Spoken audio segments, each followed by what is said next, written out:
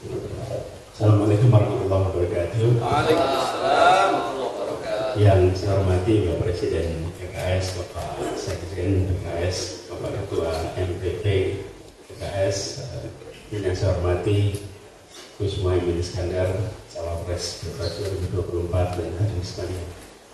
Jadi pada siang hari ini saya dan Gus Muhaimin hadir bersama menemui pimpinan DPP Partai Keadilan Sejahtera untuk bersilaturahmi dan menyampaikan bahwa amanah yang diembankan telah kami jalankan dengan sebaik-baiknya, dan tugas yang diembankan itu telah tuntas dengan Mahkamah Konstitusi menyampaikan putusannya kemarin. Jadi kemarin sore sesudah putusan itu kami bersilaturahmi ke DPP Nasdem, ke DPP PKB, dan hari ini bersama-sama di PKS. Koalisi Perubahan telah berjuang bersama-sama, dan izinkan kami, saya dan Gus Muhaimin menyampaikan terima kasih atas kepercayaan yang diembankan dan terima kasih atas kerja luar biasa yang kemarin dilakukan sama-sama bersama dengan seluruh kader PKS selama perjuangan kemarin.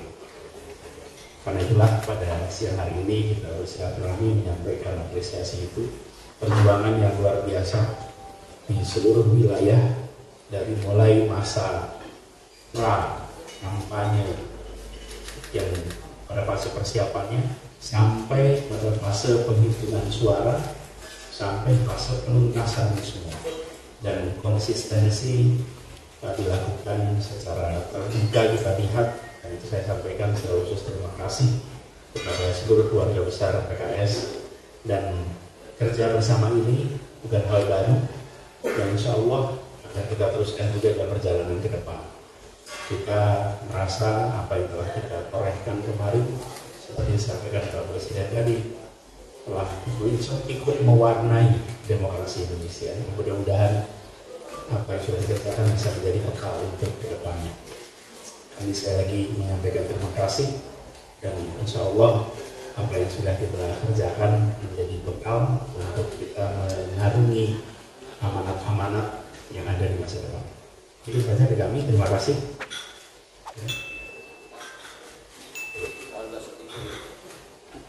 Jadi saya kita ada pertanyaan, kita ya. Assalamualaikum warahmatullahi wabarakatuh. Waalaikumsalam. Terima kasih. Selanjutnya kepada Gus Muhaimin, Ketua PKB sebagai Cawapres kita. Assalamualaikum warahmatullahi wabarakatuh. Terima kasih yang saya muliakan Presiden PKS, Bapak Saiku, Sekjen PKS, Sabek, dan seluruh jajaran PKS. Yang saya banggakan Mas Anies Baswedan. Pertama, saya merasa bersyukur, bangga, dan terima kasih selama diusung oleh PKB, Nasdem, PKS, Koalisi Perubahan. Saya menyaksikan kader-kader PKS yang paling serius dan sungguh-sungguh di dalam memperjuangkan cita-cita perubahan. Hormat, bersyukur, dan bangga kepada PKS yang telah menunjukkan dedikasi, kualitas juang yang tangguh di dalam mewujudkan perubahan. Saya sungguh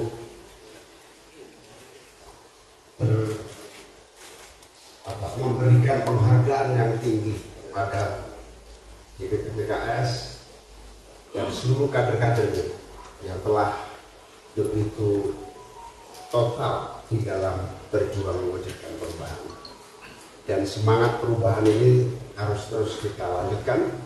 Perjuangan gerakan perubahan ini mari kita teruskan di dalam level dan ruang perjuangan manapun, di dalam kita mewujudkan Indonesia yang adil, makmur untuk semua.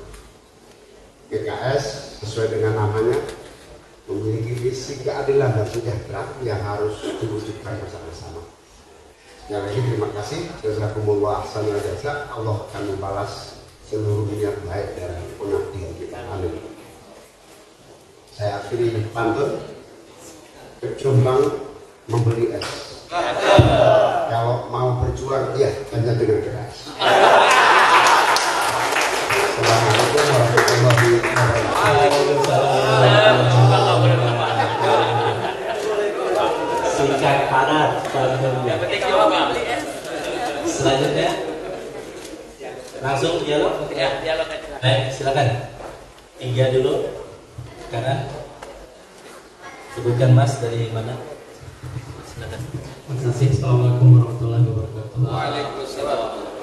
Pertama saya ucapkan Presiden Muhammad Syawal tidak lain dari Faridin, mohon maaf lahir batin ada para tokoh tinggi kita. Yang ingin saya tanyakan, ini ada harapan dari beberapa tokoh yang nanti nggak bisa saya sebutkan namanya soal rekonsiliasi atau pertemuan Pak Anies mungkin dengan Pak Prabowo. Apakah mungkin akan dilakukan kunjungan kepada Pak Prabowo yang sekarang sebagai pemenang ya, untuk menjadi tradisi baru ke depan, biar kalau pilpres itu enggak apa ya, kayak sekarang kayak misalnya kayak Bu Mega sama Pak SBY yang jarang ketemu, mungkin seperti itu pertanyaan saya. Terima kasih. Singgi dari Kompas. Singgi dari Kompas. Selanjutnya. Perkenalkan saya Ilham juga dari Kompas juga video. Saya ingin menanya kepada PKS langkah politik selanjutnya seperti apa, dan tentunya dengan semangat perjuangan perubahan yang sudah dibangun selama masa kampanye hingga akhir ini, apakah PKS juga komit untuk melanjutkan perubahan tersebut? Jika iya, akan melanjutkan di dalam atau di luar pemerintahan? Terima kasih. Baik, terima kasih. Satu lagi. Yang jauh lagi.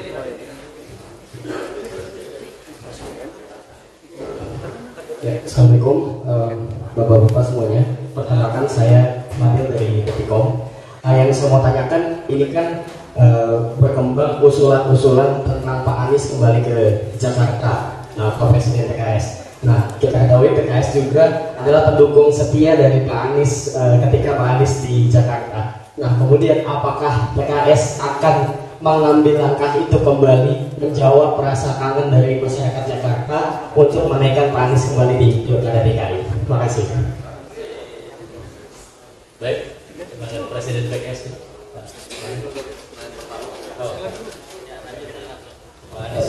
Ya, Bung Singgi, terima kasih. Dari awal kami sering sampaikan bahwa lawan di dalam pemilu dan pilpres adalah teman dalam demokrasi. Kami membedakan antara lawan dengan musuh. Kalau musuh saling menghabisi, kalau lawan saling menguatkan. Dan kita semua adalah anak-anak bangsa yang sedang berjuang bersama-sama untuk memajukan, menghadirkan perubahan, menghadirkan keadilan, menghadirkan kesejahteraan. Itu semua yang kita kerjakan. Jadi ketika proses kampanye, ketika proses pemilu, memang posisinya posisi lawan. Tapi sesungguhnya kita adalah teman berdemokrasi. Nah itu kemarin ketika kami menyampaikan pesan-pesan pasca pengumuman putusan MK, kami pesankan untuk mari kita sama-sama jaga demokrasi ini. Dan kami ingin agar ada transition of power yang berjalan dengan baik. Kami tegaskan kemarin, nah itu juga yang kami akan terus hormati. Sehingga yang disebut sebagai tukar pikiran, bertemu, berdiskusi itu bukan sesuatu yang aneh, bukan sesuatu yang dihindari, itu sesuatu yang normal-normal saja terjadi. Jadi apabila datang waktunya, tentu saja kita siap untuk selalu berdiskusi, tukar pikiran, bertemu, dan tidak pernah sedikit pun ada bayangan bahwa ini adalah sebuah kontestasi yang tidak ada ujungnya. Ada ujungnya. kemarin putusan MK kita hormati, itu ada ujungnya. Selanjutnya kita terus bangun sama-sama, dan kami menghormati putusan MK, kami menghargai putusan MK, dan kita akan terus siap bekerja dengan bidangnya masing-masing, dengan tugasnya masing-masing untuk Indonesia yang lebih baik. Ya, baik, yang tadi terkait dengan nanti politik PKS ke depan, ya akan seperti apa? Tentu saya perlu sampaikan, ranah ini karena menyangkut kebijakan strategis sesuai dengan anggaran dasar dan anggaran rumah tangga PKS, ini akan diputuskan oleh Majelis Syuro atau Badan Pekerja Majelis Syuro, yaitu DPTB. Oleh karena itu, ya saya sebagai pelaksana insya Allah akan melaksanakan apapun ya keputusan Majelis Syuro atau Badan Pekerja Majelis Syuro untuk dilaksanakan. Tetapi yakinlah bahwa saat ini sikap kritis PKS insya Allah ini akan tetap kita jaga sebagai bagian dari upaya untuk meluruskan proses perjalanan yang memang perlu diingatkan. Kalau seluruhnya sudah on the track dan tidak perlu diingatkan, saya kira nggak masalah. Berkaitan dengan tadi sikap-sikap kritis yang menyangkut masalah untuk masa depan bangsa perlu ada koreksi, kita akan terus sampaikan. Kemudian terkait dengan tadi, kita sudah sama-sama memahami dengan masuknya Pak Anies Rashid Baswedan sebagai capres pada 2024, saya kira beliau ini sudah menjadi tokoh nasional. Jadi jangan kemudian didegradasi kembali sebagai tokoh daerah, ya. Jadi sangat sayang, ya, kita akan terus berusaha untuk menjadikan Pak Anies ini sebagai tokoh nasional.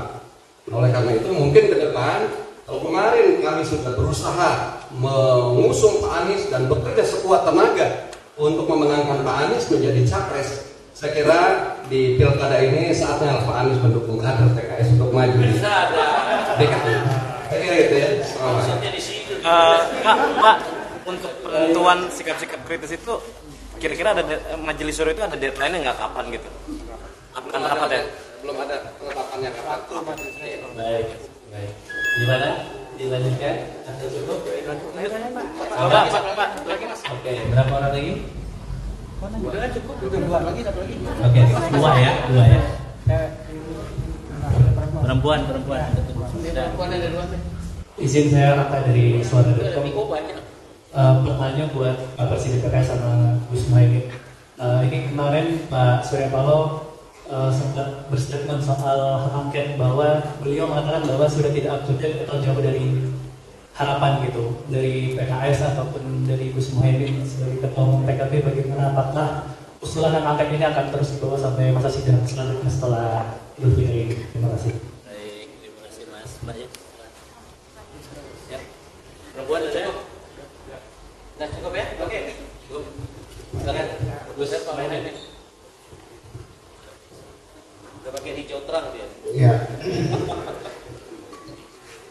Saya dan PKB tentu amat sangat berharap angket itu berjalan. Karena di situ kita bisa membangun sistem pemilu yang lebih komprehensif. Dengan cara apa? Evaluasi terhadap pelaksanaan pemilu. Kalau kita sahkan dalam proses pembuatan undang-undang pemilu, maka kita tidak pernah belajar dari berbagai kesalahan dan kegagalan di dalam pelaksanaan pemilu 2024. Karena itu angket amat sangat dibutuhkan. Jangan salah, tidak untuk menyerang atau mengkritisi pemerintah, tetapi untuk membangun sistem pemilu yang belajar dari kegagalan dan kesalahan yang ada. Harapan yang besar untuk angket ini, tetapi tentu kami akan berjuang soal hasil apakah lolos atau tidak, sepenuhnya tergantung pada anggota-anggota DPR RI. Tentu semua ada tahu kita di DPR RI adalah. Baik, terima kasih. Bu, selanjutnya foto bersama sudah ada. Dari PKS. Dari PKS.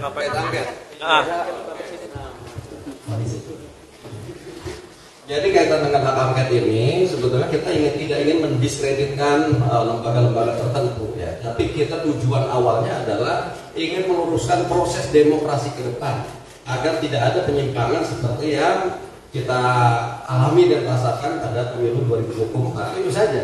Tapi nyatanya kita kan terbatas juga pada sebuah realitas bahwa untuk mengajukan hak angket itu minimal harus ada 2 fraksi dengan 25 penandatangan, dan itulah yang realitas sampai hari ini PKS masih belum mendapatkan ya pasangan untuk mengajukan hak angket.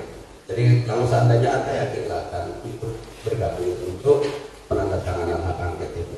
Saya kira itu ya. Terima kasih. Oke, cukup ya. Terima kasih. Ya, foto.